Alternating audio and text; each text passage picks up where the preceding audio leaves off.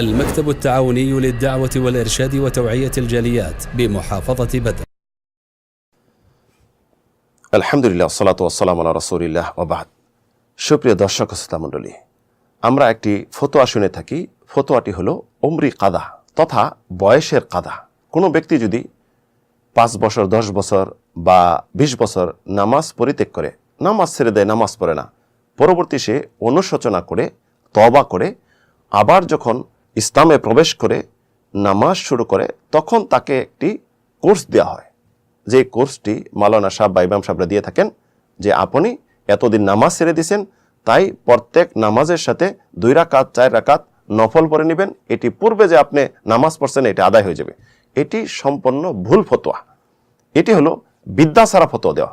কারণ নামাজ এমন একটি ইবাদত যে ইবাদতের কোনো সমকক্ষ সমতুল্য ইবাদত হতে পারে না। রাসূলুল্লাহ বলেন, রাসুল আমরি আল ইসলাম ও আমুদুহু আস-সালাহ, মানুষের মূল জিনিস হবে ইসলাম এবং তার মূল ভিত্তি হলো নামাজ। কেউ যদি ইচ্ছা করে, অলসতা করে অথবা নামাজকে অস্বীকার করে, নামাজ পরিত্যাগ করে, ইসলামের দৃষ্টিতে সে হইল কাফের। তার কোনো নফল ফরজ ইবাদত গ্রহণযোগ্য হবে না, যেই পর্যন্ত শর্ত সাপেক্ষে তওবা করে পরিপূর্ণ ইসলামে ফিরে না আসবে। যদি তওবা করে পরিপূর্ণ ইসলামে ফিরে আসলো, তখন আল্লাহ রাব্বুল আলামিন তার পূর্বের যত পাপ করেছে পাপগুলি সব মোচন করে দিবেন। মহান রব্বুল আলামিন তাই ইরশাদ করেছেন, কুল লিল্লাযীনা কাফারু ইয়ানতাহু ইগফারু লাহুম মা কাদ সালাফ। হে নবী, আপনি বলে দিন কাফেরদেরকে, যারা কুফরি করে তারা যদি কুফরি থেকে বিরত থাকে, নিবৃত্ত হয়, তাহলে তার পূর্বের সব গুনাহ আমি ক্ষমা করে দেব।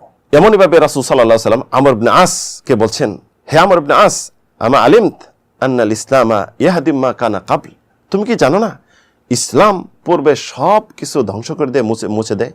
ওয়াত্তাওবাতু তাহদিম মা কানা ক্বাবলাহা, এবং তওবা করলে পূর্বে যা কিছু সব মোচন করে দেয়। আপনি যদি অলসতা করে ইচ্ছা করে নামাজ ছেড়ে দিয়ে থাকেন, আজ থেকে তওবা করুন।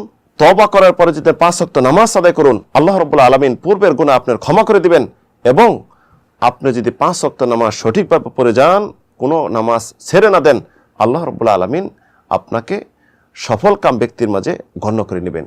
তাই প্রিয় বন্ধুগণ, আসুন আমরা 5 ওয়াক্ত নামাজ আদায় করি এবং নামাজ থেকে কখনো আমরা যেন না বলি। তবে জেনে রাখুন, নামাজ কাদা করা যাবে, আদায় করা যাবে কোনটি?